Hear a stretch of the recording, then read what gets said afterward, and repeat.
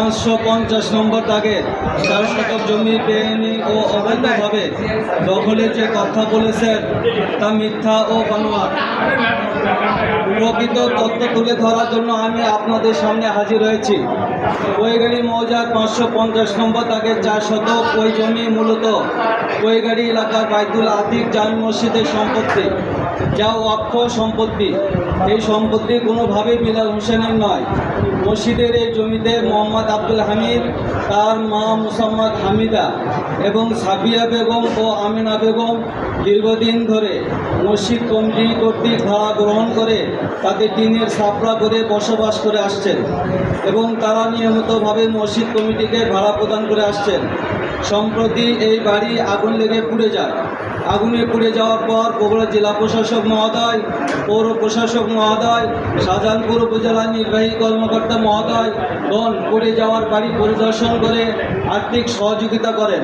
এরপরেও BNP chairperson Begum Khaleda জিয়ার উপদেষ্টা সাবেক এমপি হিলালুজ্জামান তালুকদার লালু, সাবেক এমপি আলহাজ মোশাররফ হোসেন, বিএনপির কেন্দ্রীয় নেতা জয়নাল আবেদিন চান, জেলা ছাত্র দলের সভাপতি হাবিবুর রশিদ সন্ধান, জামাত নেতা অধ্যক্ষ আবিদুর রহমান সহ বিভিন্ন পর্যায়ের রাজনৈতিক নেতা ও প্রশাসনিক কর্মকর্তারা পরিদর্শন করে সামর্থ্য অনুযায়ী অনুদান দেন।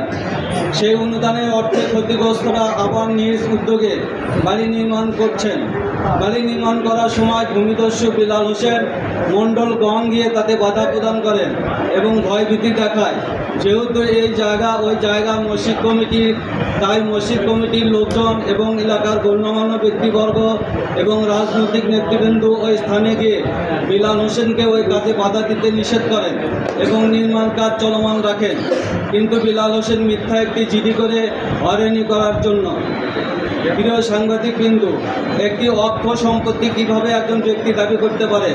মোহাম্মদ বিলাল হোসেন অন্যায়ভাবে মসজিদের সম্পত্তি দখল করে রাখার জন্য সংবাদ সম্মেলন করেছেন এবং গণ্যমান্য ব্যক্তিবর্গের হেয় করার জন্য সমাজে তাদের সুনাম ক্ষুণ্ণ করার অপচেষ্টা করছেন। মোহাম্মদ বিলাল হোসেন সংবাদ সম্মেলনে যে দাবি করেছেন তা মিথ্যা, বানোয়াট এবং ভিত্তিহীন। এর কোনো সত্যতা নেই। মূলত তিনি ওই জমি দখল করার জন্য সংবাদ সম্মেলন করেছেন। বর্তমান অবাধ দৃষ্টে মনে হচ্ছে বিলাল হোসেন ওই জমি দখলের জন্য বাড়িতে আগুন দিয়ে তাদেরকে উচ্ছেদ করার ষড়যন্ত্র করেছিলেন। তার ষড়যন্ত্র ফাঁস হওয়ার পর তিনি নাটক করছেন। প্রিয় সাংবাদিক ভাইয়েরা, আমরা একটি সুষ্ঠু তদন্তের মাধ্যমে বিলাল হোসেনের বিচার দাবি করছি এবং মসজিদের জমি যাতে আর কোনো দিন দখল করতে না আসে তার দাবি জানাচ্ছি।